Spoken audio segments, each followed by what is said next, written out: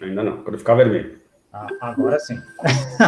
Newton César. Grande Roberto. Tudo bem? Vamos lá. Vamos tudo em paz. Insistindo aí de me chamar de Roberto. Tudo bem, César. Vou deixar de chamar você de Newton, chamar apenas pelo segundo nome também. Nomes cósmicos são importantes. A gente já está na fase dos novos tempos. Precisamos encarar essas coisas. Vamos que vamos, Roberto. Vamos lá. Bom, vamos lá, então. Bom, tivemos um problema aí na segunda-feira, né, cara? Gravando o nosso último episódio. Deu um bug federal, assim, no vídeo, na gravação. Eu não consegui salvar. Perdemos. Então, agora estamos regravando esse episódio. Vamos ver agora com um novo aplicativo se a coisa funciona melhor, né, cara? E vamos rezar aí. Mas vamos embora. Esse episódio, então, de Contatos Insólitos é número 52, dando aí um ano, né, Exato. de existência desse projeto, né, cara? Então, parabéns a você por esse um ano. Parabéns a nós, cara. Legal, hein? Legal. E, enfim, né, cara? Incrível como a gente consegue manter, apesar de ter essas dificuldades técnicas no meio do caminho, consegue manter essa regularidade, né, cara? Vamos embora, então. Bom, o tema de hoje é consciência, a fonte de toda a matéria. Então, melhor. eu vou, como eu sempre faço, dar aqui um preâmbulo para você, de onde que veio essa ideia, né? E depois eu passo a bola para que você dê ou faça os seus comentários. Então, vamos lá. Cara, então, esse tema eu fui inspirado a estar explorando ele por causa do livro que eu estou lendo do Bernardo Kastrup, que é Dreamed Up Reality, né? Que é a realidade sonhada. Não sei se tem em português, eu acho que não tem nada em português dele, tá? Mas, de qualquer maneira, eu vou deixar depois o link disponível no descritivo desse vídeo aqui, para quem quiser ter acesso, etc. Mas, enfim, lendo uma das passagens desse livro, ele estava justamente falando sobre os avanços da física, né, cara? A física moderna, e essa busca que o ser humano possui de encontrar os blocos básicos de construção, né, de toda a matéria. Então, né, a especular a respeito dos átomos, né, desde a antiga Grécia, descobrimos que existem os átomos de fato, depois partículas subatômicas, depois ondas, campos de energia, né, cara, e finalmente agora, de uma forma mais teórica, se fala sobre cordas, né, a teoria das cordas, ou cordas que vibram, e de acordo com as vibrações dessas cordas, isso dá origem a toda a matéria que nós conhecemos, né. Mas é interessante que isso acaba se deparando com um grande muro em termos de entendimento e apreensão dessa realidade, porque vai ficando cada vez mais abstrato, e essa ideia de partículas, porque, obviamente, essa questão das cordas é uma metáfora, né, cara? Não é uma coisa que eles conseguem visualizar em um microscópio, não se enxerga nada disso, né? São equações, pura matemática, né? E, a partir daí, eles elaboram essas metáforas para descrever essa realidade. Então, o Bernardo Kastrup, ele especula-se em um certo nível, que não é possível que a física vá encontrar cada vez mais partículas menores, vai chegar a um nível de abstração em que não resta mais nada a não ser a própria mente, né? E esses enroscos, digamos assim, em termos de interferência com aquilo que é cada vez menor em termos de matéria, já ocorrem a longa data, né? Então, temos aquele experimento da dupla fenda, por exemplo, né, que ao se utilizar digamos assim, um aparelho que ele solta, né, uma partícula para passar na fenda, né, o fato de a gente medir essa partícula através de um aparelho, de um sensor, etc., influencia diretamente no resultado, né? Então, já é conhecido esse experimento aí de longa data de que o fato de você estar observando ou medindo interfere no efeito daquele experimento. Então, assim, a mente ou a consciência dos pesquisadores influencia no resultado, né? Batendo de frente aí com um conceito antigo da física que nos diz que o mundo externo, o mundo exterior de objetos, de coisas separadas de nós, não tem nada a ver com a nossa própria mente, não existe uma influência aí, né? E o próprio entrelaçamento quântico, que é outro fenômeno bem conhecido, né, cara, de que se você pega um elétron e mexe na configuração dele e você casa com outro elétron, né, fazendo a mesma coisa, se você separa esses dois elétrons e muda o elétron daqui, o que está do outro lado do planeta, ou do outro lado da galáxia, seja lá onde for, instantaneamente é alterado de forma correspondente, né? Então, isso também viola as leis da física conhecida, porque, enfim, seria uma alteração instantânea, né? E isso, dentro das leis da física conhecidas, não é possível, né? Então, como explicar algo assim? Então, mais uma vez, Bernardo Kastrup alega que, além dessas aparências físicas, existe uma outra instância da realidade que independe da distância, independe do tempo, onde as coisas estão casadas e a gente não enxerga do ponto de vista nosso, porque nós não temos o aparato sensorial para enxergar essa conexão entre as coisas, né? Então, ele alega tudo isso, né, cara?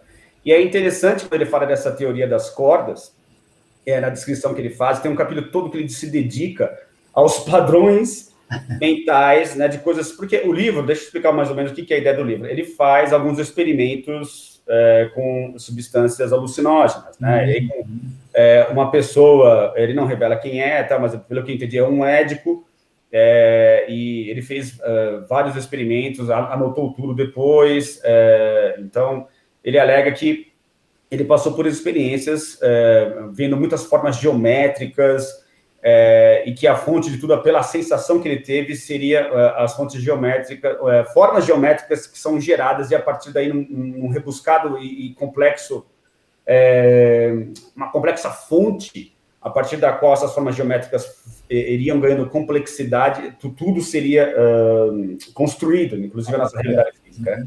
E é interessante porque, quando se fala da teoria das cordas, né, e as cordas vibrando em diferentes instâncias, né, formando toda a matéria, né, átomos de qualidades diferentes e formando todas as combinações possíveis que nós conhecemos, né, cara, me faz lembrar o quê? Vibração, simplesmente, o som, né, o som é uma forma de vibração que é bem conhecida. Isso me fez lembrar um vídeo que você já deve ter visto, um pessoal usando uma mesa com areia, em cima, areia colorida, que eles vibram, né, passam um objeto nessa mesa e vai criando formas, né? E de como isso é semelhante às mandalas tibetanas, né, que são formas geométricas, né, cara? Então, eu gostaria de compartilhar aqui, eu vou fazer um teste com você hoje, não sei se vai funcionar. Boa. Mas eu vou compartilhar aqui uma coisa, que é o seguinte, deixa eu ver se eu consigo achar aqui, esse botãozinho, que é o vídeo que mostra isso, né, cara? Não sei se você consegue ver aqui agora. Sim. Consegue ver? Consigo. Então vamos ver. Está ficando incrementado o negócio aqui, hein, Roberto? Boa. Então, vamos ver, né? O vídeo seria esse aqui, ó. Vamos lá.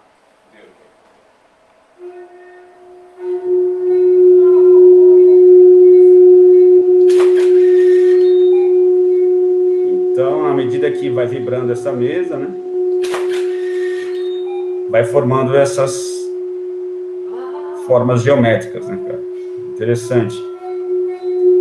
Isso me faz lembrar muito uma mandala. Na verdade, é muito estranho, né? Porque grãos de areia, né, cara? Coloridos. E a gente poderia fazer, obviamente, outra metáfora, né, cara? Mas falar sobre os átomos, por exemplo, como a menor partícula que existe de formação do universo físico, né, cara? E também está sendo influenciado por essas ondas ou por essas vibrações, né? E aí vai formando praticamente uma mandala, né, cara? Essa que é a ideia. Então, só para colocar aqui também para você, o quão semelhante isso seria a isso daqui, né? Que é a mandala, uma típica mandala tibetana, né? Também colorida. Tá vendo aí ou não? Oh, perfeito. Uhum. Né? E aí o vídeo continua aqui com esse pesquisador, né? Tá vendo aqui, Ana? Sim. Então é interessante, cara. Ele vai passando, eu não sei o nome disso, é um diapasão que ele vai passando na mesa e vai formando essas formas de acordo com a intensidade do som, mais agudo, mais grave. Vai mudando completamente, tá vendo? Muito interessante, né? Bom, deixa eu parar aqui agora. Muito bom. Bom, onde que eu quero chegar com isso? Primeiro que são, né, apenas especulações, para deixar claro para todo mundo.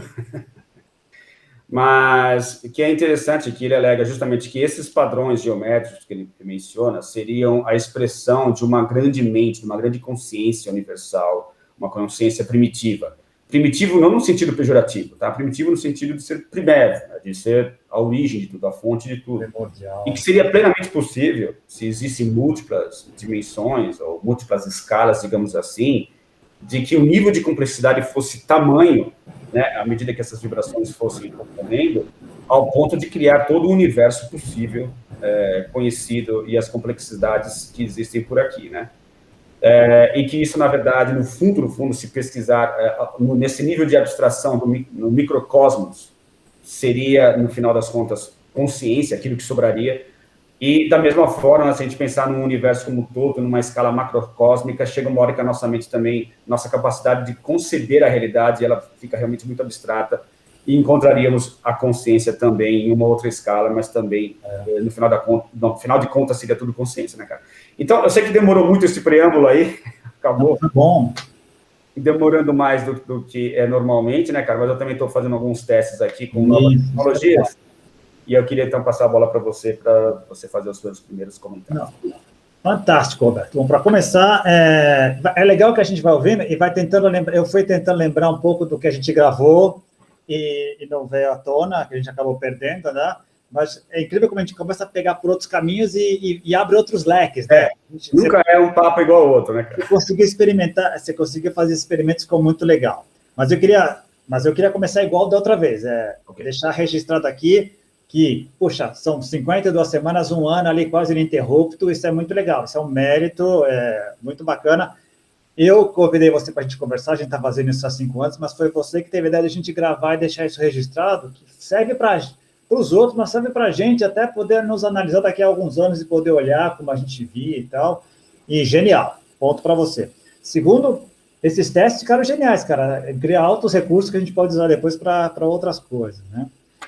E especificamente do tema, cara, muitas coisas me vieram à mente agora que não tinha nada a ver com o que a gente conversou da outra vez. Primeiro, quando você falou do experimento das cordas, que seria o mais avançado que a física chega hoje para tentar explicar tudo que a gente tem aí. Você nem mencionou aquela outra parte que eles falam meio com um pouco de vergonha, né? Olha, mas é um universo com 11 dimensões que a gente está falando, né? E vai saber o que são dimensões e o que são essas 11 dimensões. Enfim, tudo especulativo, tudo matemático, como você falou. Lembrando que a matemática é um recurso criado pela humanidade. Também é um recurso artificial que dá conta de umas coisas, mas não dá conta de tudo. De novo, fazendo um exercício histórico, dá para a gente entender os porquês de alguma coisa. Legal.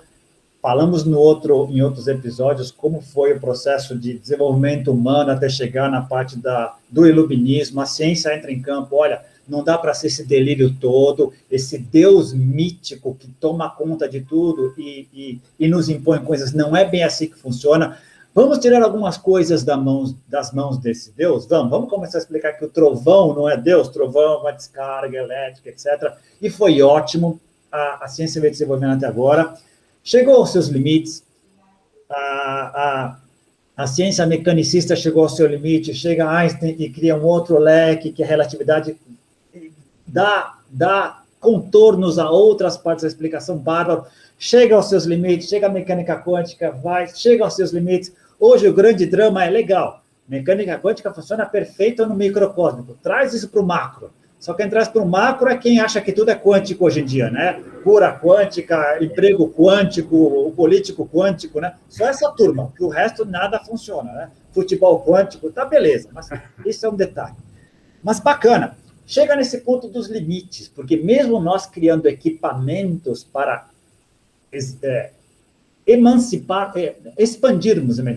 expandirmos todos os nossos sentidos, vai ter uma hora que a gente não vai conseguir enxergar a parte física mesmo, como você falou, a parte do quark, do bóson, a gente não vai conseguir enxergar, ou mesmo nas bordas do universo. Se conseguirmos chegar a 13,8 ou 16,4 anos-luz de distância, bilhões de anos-luz de distância, chegaremos no limite e não conseguiremos enxergar.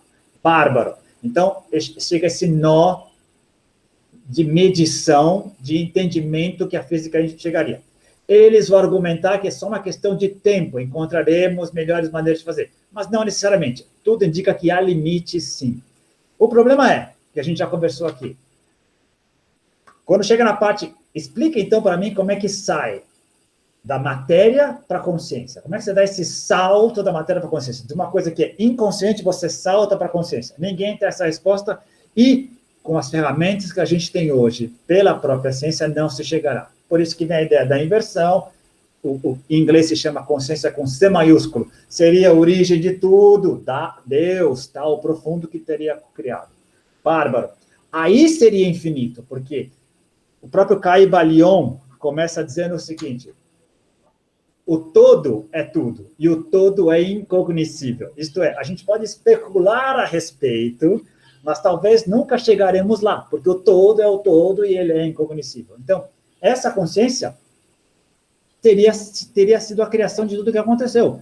Todo mundo, e muitos desses cientistas reconhecem isso, a gente já falou isso em alguns outros episódios, reconhecem os limites da sua esfera de conhecimento, e nem por isso deixam de ir na igreja no domingo, deixam de ter a sua fé, deixam de fazer suas coisas, reconhecendo que existem outras instâncias superiores às quais eles não têm uma explicação científica. Nossa, por isso não pode se desconsiderar que fazem parte da realidade. A questão é, chegaremos lá. Tudo indica que o desenvolvimento, as pesquisas, a troca, a gente chegou a falar isso no programa que a gente gravou e não veio à tona. Instituições como o Instituto de Ciências Noéticas e uma série de outros grupos no mundo tentam fazer esse cruzamento entre ciência e espiritualidade, que não são opostos, muito pelo contrário, são faces de um mesmo processo, de uma mesma realidade, que tem linguagens diferentes. Outra coisa que a gente já descobriu também, para certas coisas, para o inefável, é muito difícil qualificar com palavras, descrever, fica muito complicado, você tem que usar termos. Em outras palavras, para resumir um pouco nosso papo da gente ir adiante, quando você fala das formas que o Bernardo Castro diz que as pessoas em estados expandidos ou alterados de consciência viram coisas, experimentaram coisas, que os cientistas dizem, o cara estava viajando, não há nenhuma comprovação de que o que ele viveu é verdade. E quando a gente vê que as milhares de pessoas, dezenas de milhares de pessoas visitaram os mesmos lugares, com substâncias diferentes, em dosagens diferentes, em lugares diferentes do mundo, em épocas diferentes, são submetidas aos mesmos arquétipos e interpretam a coisa da mesma maneira, alguma coisa tem que ter. Então, muita gente já está abrindo mão para esse estudo, para essa coisa. Sempre haverá aqueles que vão resistir, serão os últimos a abandonar o último paradigma até alcançar o outro. No livro da Revolução, das Revoluções Científicas, o Thomas Kuhn mostra bem isso. Tem gente que demora mais para largar o osso, até que esteja bem estabilizada a coisa, até que a pessoa fala, não, eu vou ter que admitir que isso faz parte do jogo. A questão é que nós levantamos lá atrás, e que a gente pode trazer agora, é o que fazemos com isso, né? O que fazemos com essa informação? Que benefício nós podemos tirar disso? E sabendo que, legal, a realidade é muito mais do que essa matéria que a gente pode medir infinitamente para cima, infinitamente para baixo. A consciência está por trás de tudo.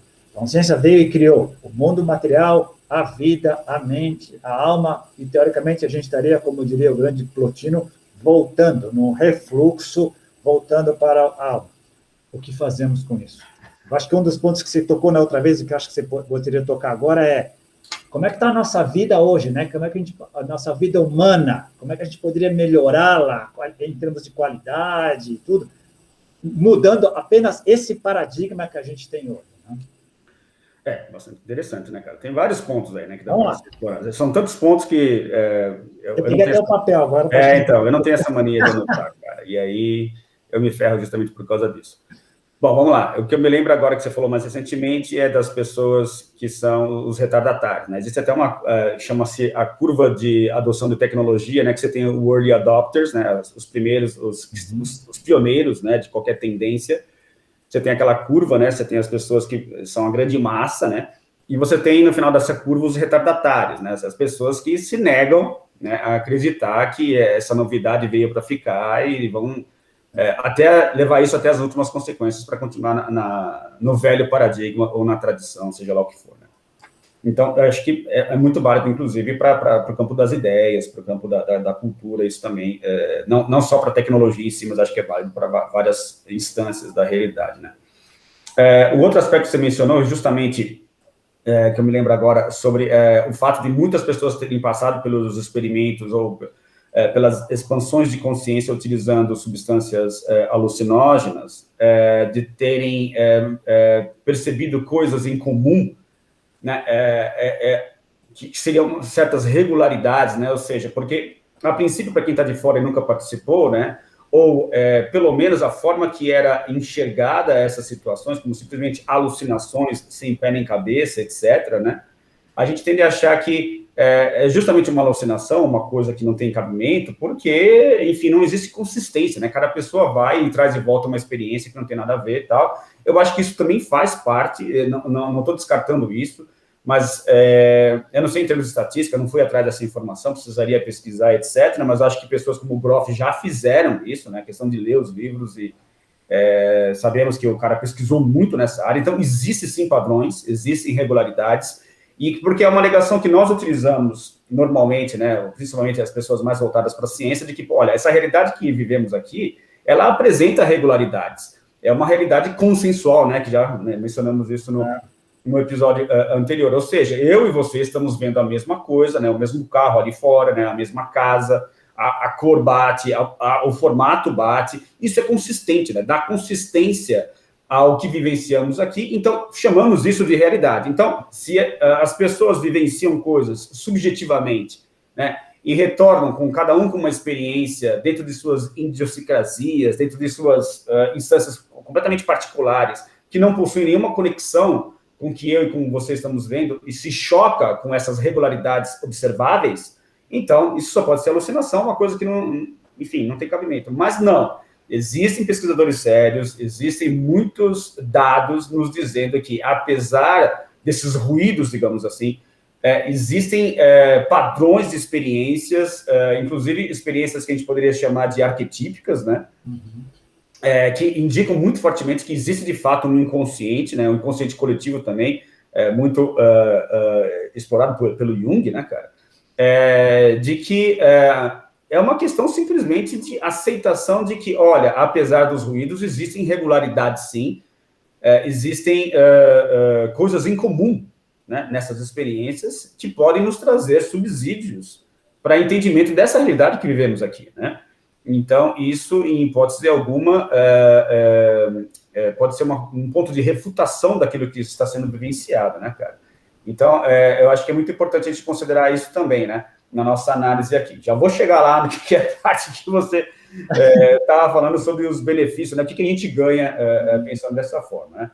Mas estou tentando me lembrar agora aqui de uma outra questão que a gente também comentou lá a respeito dessas experiências. Agora eu não vou lembrar, cara. Você mencionou alguma coisa aí no meio do caminho que me fez dar um insight, mas eu acho que eu acabei perdendo. Bom, mas, de qualquer maneira, o que eu gostaria de dizer é o seguinte, então, como benefício, né? Eu acho que, assim, partindo-se do oposto, né, de que é a consciência que gera a matéria, né? Partindo-se dessa suposição, né, de que não a minha consciência, não a sua consciência, mas uma grande consciência universal, e dessa ideia de que nós somos dissociações cognitivas dessa grande mente universal, né? Tem uma frase também que eu já li em algum lugar, e já ouvi falar em algum lugar, que eu não me lembro quem falou exatamente, de que nós seríamos os olhos que Deus criou para enxergar a si próprio, né? Eu acho que se encaixa perfeitamente nessa metáfora também. A gente passa a enxergar todas as formas de vida de uma forma completamente diferente. Os animais, né, os quais nós tratamos de uma forma predatória desde sempre nesse planeta, os vegetais, né, como consciências também, ainda que tenham uma configuração completamente diferente da nossa, em termos de sentidos, em termos de formato, de função, etc., também são consciências que merecem respeito. São consciências que merecem um tratamento completamente diferente do que aquele que vem sendo dispensado em relação a eles, né? Então, acho que só essa relação com esses outros seres vivos, ela já mudaria radicalmente, né? Como extensões dessa mesma mente da qual nós fazemos parte. né? Então, acho que toda uma questão de respeito e de tratamento diferenciado que nós estabeleceríamos com essas criaturas, necessariamente teria que mudar em relação a isso, né? Justamente isso. Então, mais do que a gente começa a arranhar em algumas instâncias da ciência, não, são seres sencientes, não, eu acho que a coisa iria muito mais além de simplesmente seres sencientes, né?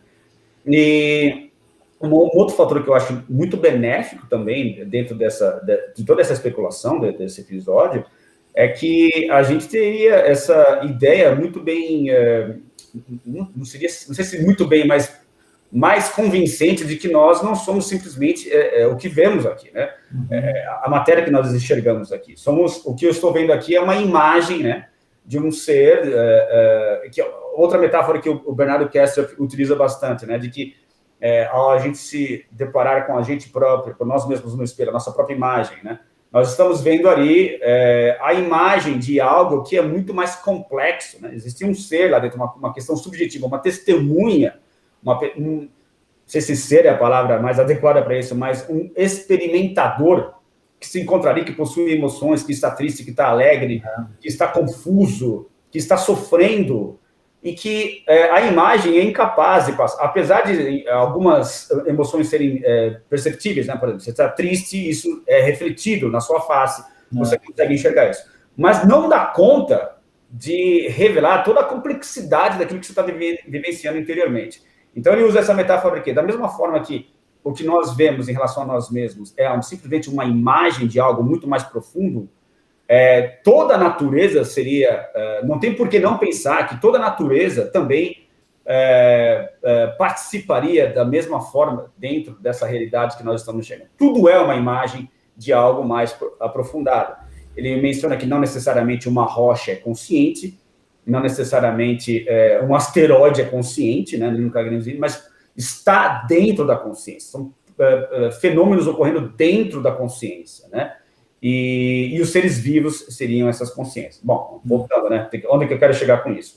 Eu acho que isso nos daria uma perspectiva muito libertadora em relação a essa aflição que nós temos de que morreremos e de que nada sobrevive após a morte do corpo físico, uma coisa que, psicologicamente falando, nos aprisiona e nos angustia muito, e a gente foge disso de uma forma completamente insana, principalmente dentro da visão de mundo ocidental moderna, digamos assim, né?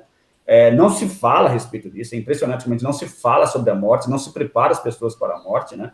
Então, eu acho que só nesses dois aspectos, nessas duas pernas, digamos assim, que eu estou mencionando para você, o aprofundamento nessas questões, não estou dizendo que esse episódio vai mudar a cabeça das pessoas, não é essa a intenção, é só um ponto de partida para que as pessoas explorem essas questões aí todas. Mas eu acho que nesses dois aspectos teria que necessariamente mudar bastante o nosso relacionamento, em primeiro lugar, com os outros seres ao nosso redor, seja da nossa própria espécie ou de espécies diferentes, e a nossa própria função dentro dessa realidade seria plenamente alterada, partindo-se do princípio ou da premissa de que nós somos seres eternos, que sobrevivemos, que estamos aqui em trânsito, e que devemos enxergar essa realidade de uma forma muito mais ampla do que estamos simplesmente enxergando de uma forma predatória, limitada, temporal. A coisa deveria ser necessariamente expandida, né? Eu vejo mais ou menos por aí. Não, bem colocado, muito bem colocado. Fazendo uma junção do que você falou, do que eu venho estudando, tá? Parece que o nosso grande drama com o advento da ciência, aliás, um parênteses aqui, a visão que você colocou de que os cientistas e os materialistas alegam que a gente compartilha uma coisa visível, tocável, no momento, de maneira fácil, é absolutamente legítima. Eles não estão errados, é isso mesmo. Dá trabalho acessar outras facetas da realidade e que não são tão dadas como a vida material, é fato, sem dúvida. Não quer dizer que o outro não exista, né? Esse é que é o ponto, que é o nosso argumento. Agora, parece que o grande drama que a gente tem, que a ciência exacerbou, é o drama da separatividade. Eu estou aqui, existe uma realidade fora de mim, uma natureza, e eu, como estou no topo da pirâmide, tudo que existe ao meu redor existe para me servir, para que eu tente viver o máximo possível iludindo-me com relação ao fim, que eu estou vendo o que está acontecendo. Tudo tem começo, meio e fim ao meu redor, inclusive os meus semelhantes. E eu não quero fazer isso. Mas essa separatividade é o que nos dá grande angústia. Com o exterior e conosco mesmo. Né? Parece que aí está... E aí vem várias coisas. A grande sacada, eu acho, do admitir a consciência como atrás de tudo, e como um lugar da onde a gente veio, para onde a gente vai, e do qual a gente tem uma centelha, é experimentar. Por quê? Porque você colocou um argumento muito interessante. Se as pessoas souberem que isso tudo está conectado, elas tratariam melhor. Teríamos um tratamento melhor com relação ao planeta, um tratamento melhor com relação a todas as outras criaturas sencientes. Beleza. Cognitivamente, intelectualmente, muita gente já faz isso há 300 anos, mas o número de pessoas é pequeno, é pouco. Então, os grandes naturalistas, os grandes ecologistas, os proto-ecologistas, existem, essas pessoas existem, mas a gente não vivencia, não experimenta e não assume como uma tarefa e uma atitude diária. Parece que a gente muda comportamento quando experimenta. E aí, vamos argumentar.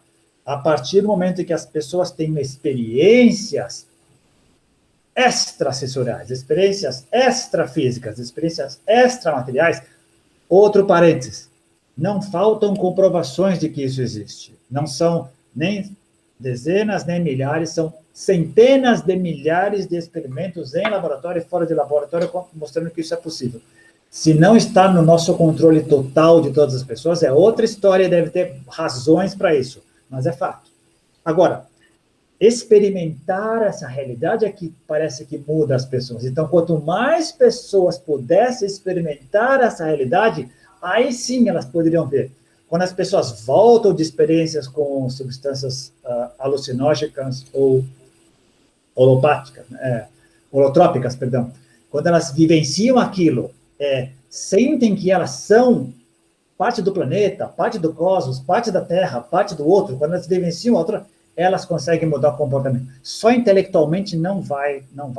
O discurso, estava até falando com um gênio, Marcos Murakami, que foi meu professor do curso de Enneagrama, que é um cara que é do Cefalo e tal, ele deu a entender que ele tem uma certa ojeriza para esse discurso New Age e de coaching, etc., que eu também tenho. Então, esse discurso New Age, basta fazer pensamento positivo, tudo muda, tudo é gratidão, tudo é cocriação. Não, você tem que experimentar. Somos todos um. Não, só o discurso não funcionará. A experiência tem mostrado que a gente só muda mesmo quando experiencia a coisa. Por quê? Porque, de novo, vou ter que ser persistente. A maioria de nós, população terrestre, ainda está em níveis de consciência muito baixos. Não estão enxergando outras coisas. Se elas não estão enxergando, elas não vão mudar o comportamento. Se elas estão enxergando o exterior como um lugar que serve para usufruto delas e ponto, não há como mudar. Não há como, elas não mudarão. Nós vamos ter que experimentar. E só mais duas coisas que eu vou voltar. Mandala que mais do que milenar, no Tibete eles já faziam isso, as outras culturas faziam isso, nos próprios tratamentos do Jung, com vários pacientes, muitos deles começavam a desenhar coisas, depois até como parte terapêutica. Ele mesmo fazia um monte de mandala. E o Stanislav Grof, como parte dos exercícios de respiração holotrópica, no final a gente desenha uma mandala que expressa um pouco aquilo que a gente está sentindo. Em outras palavras, como convencer um cientista materialista de que somos influenciados por essas estruturas arquetípicas desde sempre?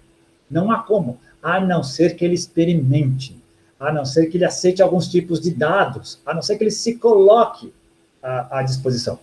Alguns vão fazê-lo, muitos vão resistir, e a maioria só vai entrar no final depois que a porteira estiver arrombada, né? Mas o grande benefício, eu acho, é esse. Vamos experimentar. As substâncias alucinógenas são uma grande porta para isso.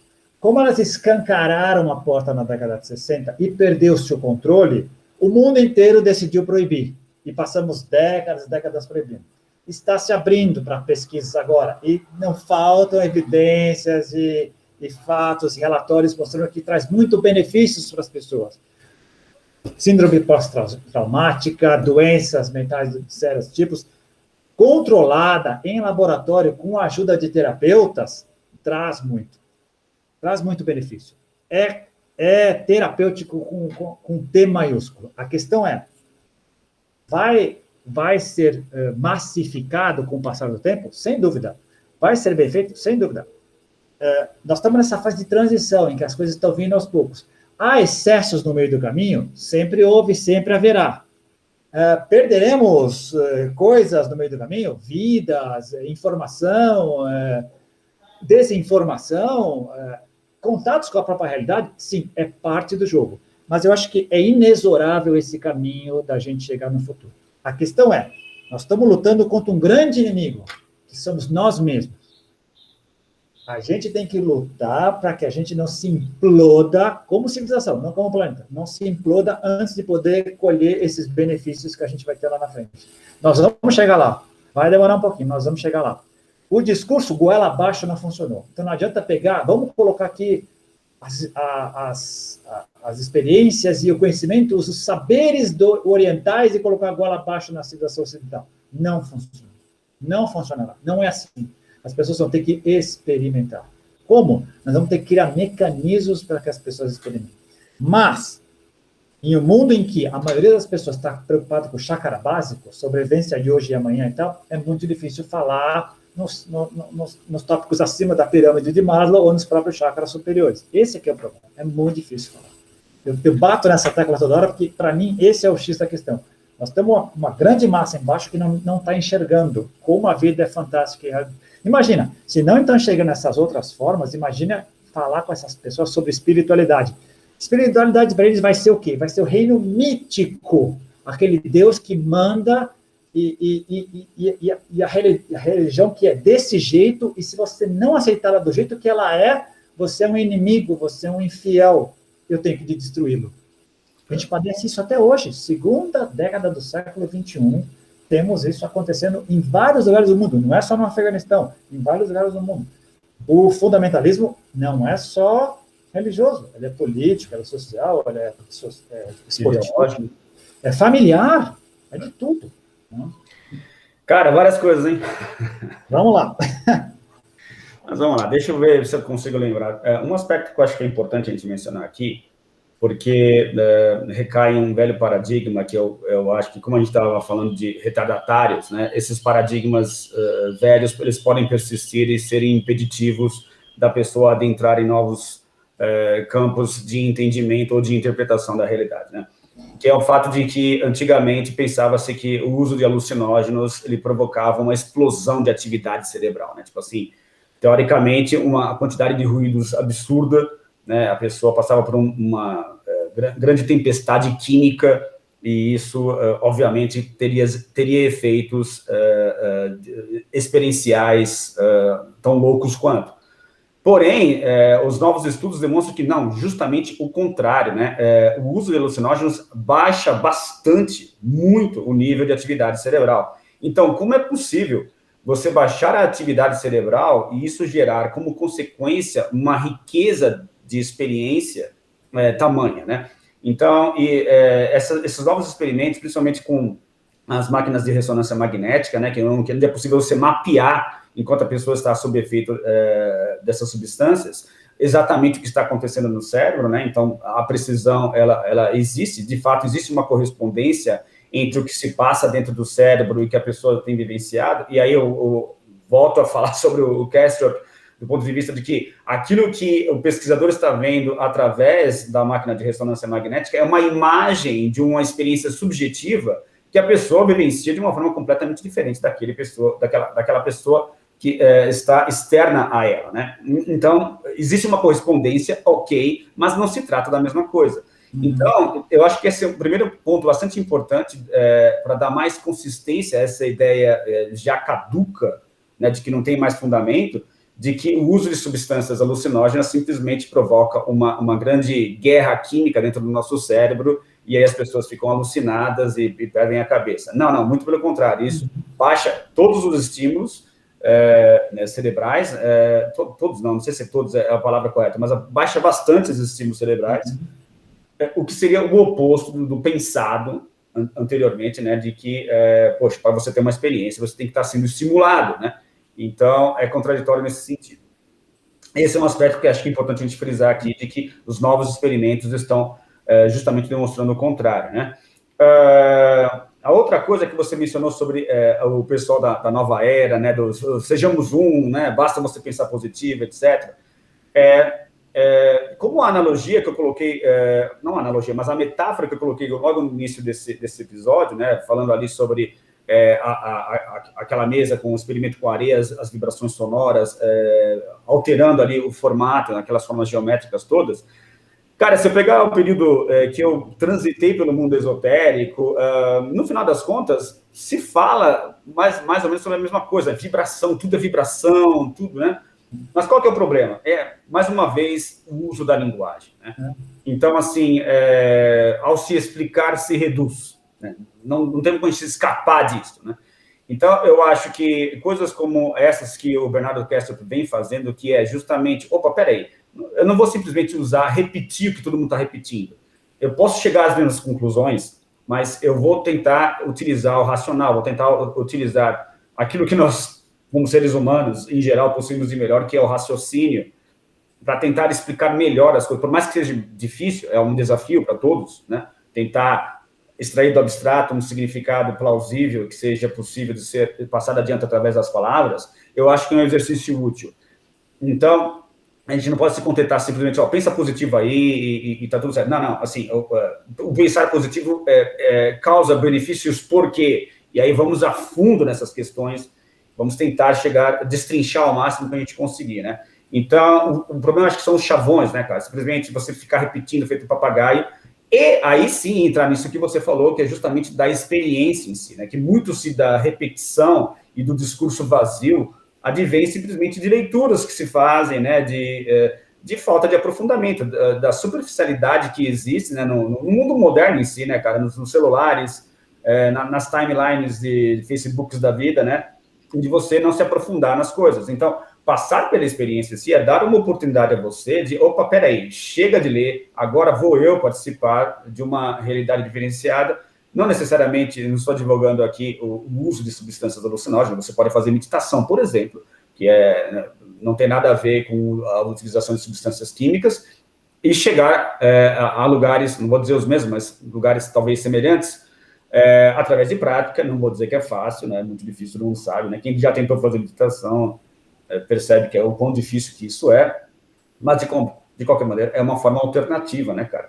Mas, sem dúvida, passar pela experiência muda completamente toda a dinâmica da coisa, né, cara? Eu mesmo só mudei a minha forma de pensar porque passei por experiências, ainda que de forma até onde eu consigo enxergar inconsciente, né? Não foi porque eu produzi, porque eu quis passar, mas porque eu passei simplesmente. Se eu não tivesse passado por essas experiências, jamais estaríamos aqui conversando, cara. Eu jamais teria escrito o livro, enfim. Jamais teria mudado tanto assim da forma como... Não estou satisfeito com as mudanças que eu efetuei, acho que tem que mudar muito, etc. Mas eu acho que mudei muito desde então, justamente por causa das experiências, né? Então, assim, uma coisa é você ler um livro, uma coisa é alguém assistir esse vídeo que nós estamos divulgando aqui nesse canal, outra coisa é a própria pessoa passar pela experiência dela. Então, assim, o que estamos fazendo aqui é simplesmente dar um start, dar um insight, um pontapé inicial, para que as pessoas, a partir daí, tomem as suas próprias conclusões e resolvam fazer ou não as suas próprias experiências. Muito bem colocado.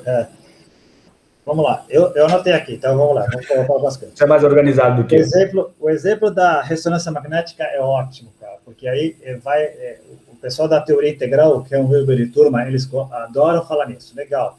Eu pego uma pessoa que ingeriu uma substância holotrópica alucinógena durante meia hora e consigo mapear, fazer o scanner do cérebro dela, ou eu pego um meditador pesado, daqueles que passam 10 horas por dia, e consigo ver. E consigo dizer, olha, no minuto 8 teve uma alteração, no minuto 17, perfeito. Dá para ver isso, dá para ver o que os cientistas adoram. Olha, legal, eu consigo provar que houve alterações no seu cérebro nesses momentos. Mas para saber o que aconteceu lá, eu preciso perguntar para a pessoa. Eu tenho que entrar na outra esfera. Não existe só o exterior. Temos que entrar no interior.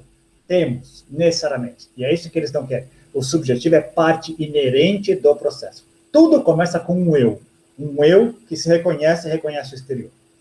Falando em exterior, o drama da separatividade se resolve com a consciência da interconectividade, que tudo está conectado.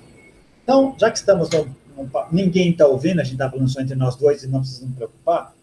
Há 33 anos, quando a minha única escola esotérica era o futebol, e que foi ótima, que me ensinou a perder, ganhar, trabalhar em equipe e tal, e eu entrei no Grupo Rama, meses depois eu tinha esse discurso. Tudo está conectado, tudo é uma coisa só. Porque eu lia bastante, li tudo, e tinha a teoria, tudo está conectado, inclusive com os extraterrestres. Hoje, eu continuo com o mesmo discurso, mas completamente diferente a abordagem. Hoje, experiências me dão um suporte que eu não tinha antes. E hoje, mais do que discutir a coisa, eu sou daquelas pessoas, e tem milhares no mundo que estão procurando as costuras onde as coisas se conectam. Isso é muito legal. Isso é que é o fascinante, e não é para todo lado. Alguns gostam. Eu gosto disso. Onde é que conecta isso com aquilo? Onde é que conecta a imposição de mãos com as células do corpo? Onde é que conecta a telepatia com o movimento do objeto ali na frente? Essas costuras, e elas existem. E encontrá-las é fascinante. Talvez não encontremos eu individualmente, mas alguém vai fazer. Alguém já encontrou. E quem encontrou pode dar o mapa da mina, e às vezes, mesmo seguindo o mapa da mina, nem todo mundo vai conseguir chegar, porque somos diferentes, temos habilidades diferentes, temos inteligências diferentes, uma série de coisas. Mas a base consciencial parece que temos todos. Exato. E essa possibilidade de experimentar temos todos. Alguns vão demorar para ter um satori fazendo meditação em 6 meses, sim. Outros vão demorar 10 anos, sim. O problema não está no satori nem na meditação. Está em como cada um de nós é. Exatamente. E se o cara alcançar o satori, significa que ele vai ser um cara iluminado e vai voltar da montanha sendo um grande Zaratustra? Não. Ele poderá ser machista, homofóbico, depende de outra série de fatores de desenvolvimento. O campo está aberto. Né? Agora, para voltar na parte das substâncias, talvez eu erre a data. Se eu errar a data, eu corrijo na semana que vem. Eu acho que o Albert Hofmann sintetizou o LSD em 1925, então estaria para fazer 100 anos. Quando ele consegue chegar no LSD e começa a fazer os experimentos, imagina, você acha que ele e o Groff e toda a turma que veio depois tinha a exata dosagem? Não tinha. Então, dosagens erradas podem levar a experiências diferentes? Sim. E algumas maléficas? Sim. Algumas totalmente delirantes? Sim. Com o estudo, chegou-se a padrões específicos em que você pode dosar aquilo e trazer benefícios para as pessoas. Não é tomar qualquer coisa. E vamos pegar o outro lado da moeda, as civilizações primevas, as civilizações primordiais, elas foram experimentando com substâncias que foram encontrando na natureza. Essa aqui serve para alisar meu cabelo, essa aqui ajuda a cicatrizar. Foi tudo empírico. Um dia botaram uma coisa para cicatrizar, piorou. Outro dia colocou e melhorou. E assim por diante. E aí chegaram a experiências como a ayahuasca, o cogumelo, a psilocibina e uma série de outras coisas que levavam os xamãs. O xamanismo tem 50 mil anos. São 50 mil anos que as pessoas estão experimentando essas realidades e voltam e estão colocando para as pessoas. Experimento, de novo. E outra, uma tribo não tem 50 xamãs. Cada um cumpre uma função. Né? A gente tem que cumprir a nossa função, saber onde é que a gente encaixa em cada uma. Ou, como disse o grande Buckminster Fuller, reconheça-se como tripulante na espaçonave Terra, assuma o seu lugar e navegue. Não fique com picuinha com relação às posições dos outros, nem com inveja de que fulano está mais pertinho do comandante, eu estou mais... Cumpra a sua função. Esse é outro grande desafio. Saber onde...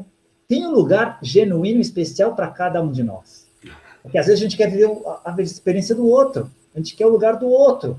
Que aí é parte do que a gente costuma chamar os aspectos disfuncionais da mente, do desenvolvimento psíquico. Psiquicamente, a gente tem muito problema. Todos nós somos disfuncionais psicicamente em diferentes níveis. é o que o pessoal da teoria integral costuma dizer, além de despertar, além de crescer, além de se apresentar no mundo e cumprir sua função, nunca esqueça da cura, nunca esqueça da terapia, nunca esqueça de curar os seus demônios, de encarar suas sombras, de olhar para aquilo que está empurrado por baixo do tapete, que todo mundo empurra coisas para debaixo do tapete, porque é muito grande. O inconsciente é um grande oceano e o consciente é um barquinho. Exatamente. E trazer, cada vez que eu trago coisas para dentro do barquinho, muitas são assustadoras. Né? Mas sem esse trabalho, não tem convivência. Cara, concordo plenamente. E essa última metáfora foi sensacional, cara, porque eu também creio que seja justamente por aí, né, cara? O inconsciente sendo muito maior do que a parte consciente. Um aspecto que eu acho que é fundamental aqui nesse papo, cara, antes que acabe o nosso tempo aqui, é justamente esse aspecto da separação que você mencionou, né? Eu acho que, assim, as piores atrocidades que já ocorreram nesse planeta vieram justamente desse senso de que eu sou completamente separado do fulano, do ciclano, ou de tudo, né? Então, seria o máximo dessa dissociação, digamos assim, que a gente já mencionou no início desse papo, né, cara, dessa mente universal. Eu estou completamente isolado dentro desse corpo, nesse casulo, e eu não possuo relação alguma com as coisas ao meu redor, né? Então, a partir daí, tudo é possível, cara. Matar, trucidar, torturar. Então, a observância dessas conexões, né, que realmente, além de ela ser, não é um processo intelectual meramente, ele pode até começar como um processo intelectual, como já falamos, através de livros, etc., mas você está simplesmente lendo, mas parar para passar pelas experiências e observar a importância das relações, né, seja relações de amizade, seja outro tipo de relações entre consciência e objeto e consciência, e a partir daí a gente vai estabelecendo uma série de conexões entre várias coisas que a gente já leu e aquilo que a gente vivenciou, né, principalmente, aí sim a coisa fica interessante, porque você tem de um lado a teoria, né, que dá um suporte teórico para você, mas você tem a prática também dizendo para você, olha, realmente, certas coisas têm cabimento, outras não, e aí você vai fazendo os ajustes, né? Então, eu acho que justamente, você mencionou muito bem, existe uma grande base que ainda está no chakra básico, que realmente não consegue enxergar. E eu analiso isso agora do ponto de vista de que essas pessoas que se encontram nessa base do chakra básico são as pessoas que estão mais vivenciando esse aspecto separatista, né? Justamente de que eu sou um indivíduo apartado no meio ao redor, então eu possuo pouca conexão com esse meio, eu não consigo influenciar esse meio, ou esse meio é agressivo a mim, né? Não há uma boa relação, não existe um bom relacionamento com o meio, né? Então, como é que você faz isso? Cara, não tem muito o que fazer, na verdade, né, cara? Assim, tentamos fazer aquilo que é possível, né? Mas a pessoa precisa estar num nível de consciência, num nível de, talvez, frequência aí, né? Estavam falando de frequência no início desse papo, para que o mínimo seja concebido dentro dela, para que ela mude um pouco a forma de enxergar esse mundo dentro dela mesma e ao redor, né? E, a partir daí, ela começa a enxergar. A gente faz o nosso papel aqui. A gente tem uma faixa de público bem limitada, né? Bem fina, né? Bem rarefeita, digamos assim, que nós podemos atingir, né? É bastante limitado, mas, assim, eu acho que é o nosso nicho, né? Não tem muito o que fazer. Não tem como a gente conseguir atingir a todos, como é em todas as instâncias, né, cara? Livros, mídia, música, você não vai conseguir atingir todas as pessoas, né? Você vai atingir pessoas específicas que estão buscando exatamente aquilo que você está compartilhando, né?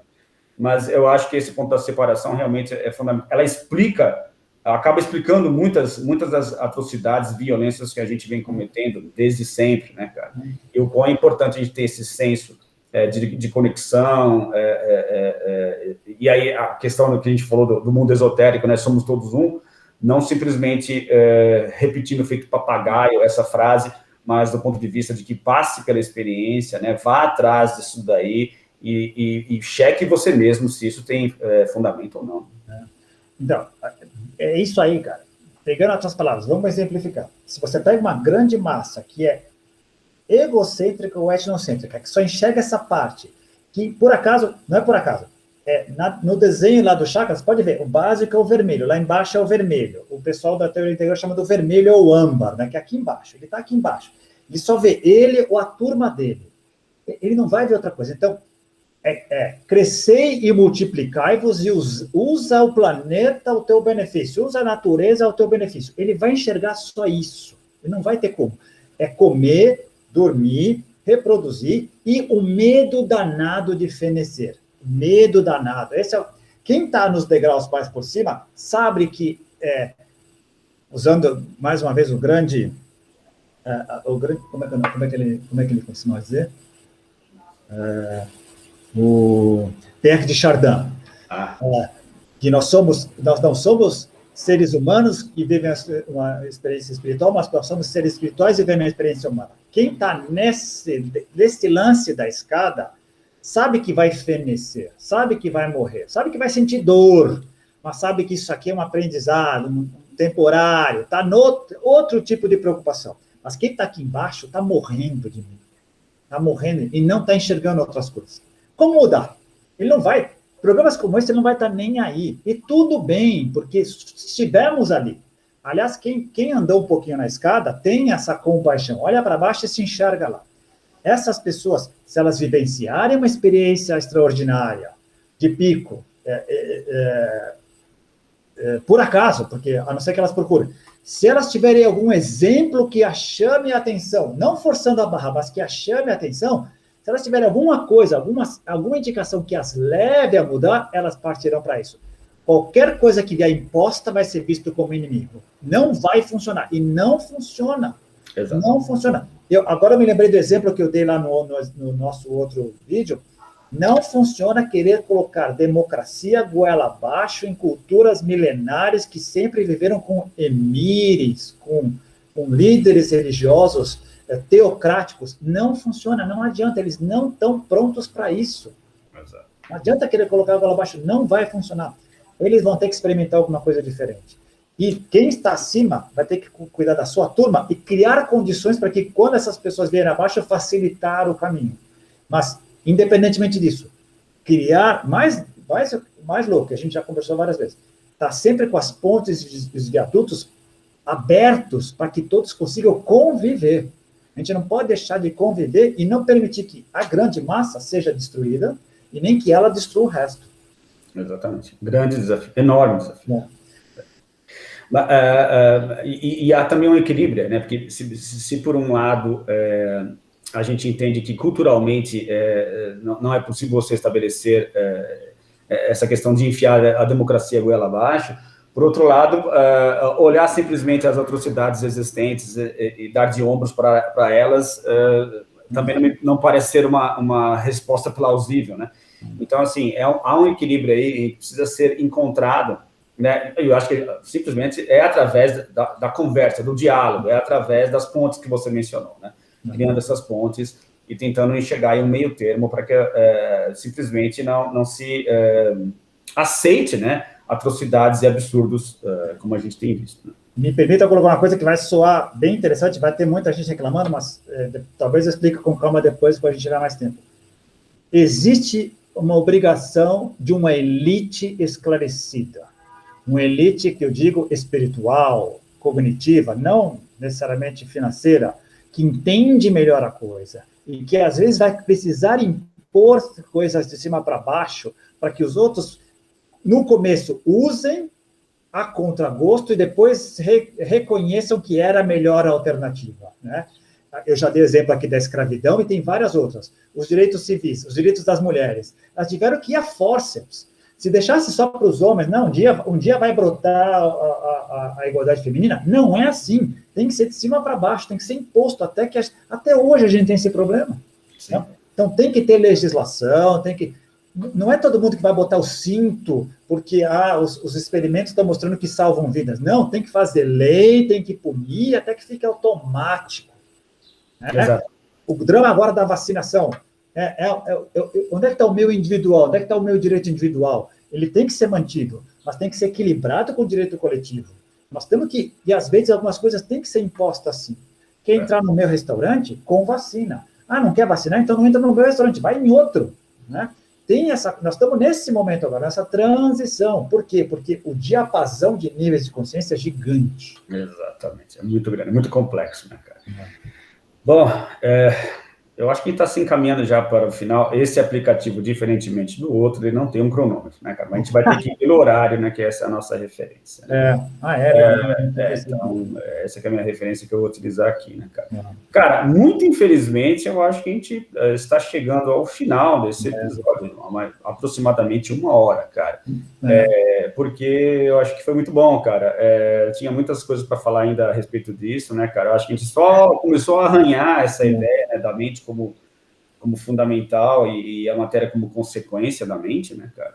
Mais uma vez, não a minha, não a sua, mas uma mente universal, né? Dá para explorar.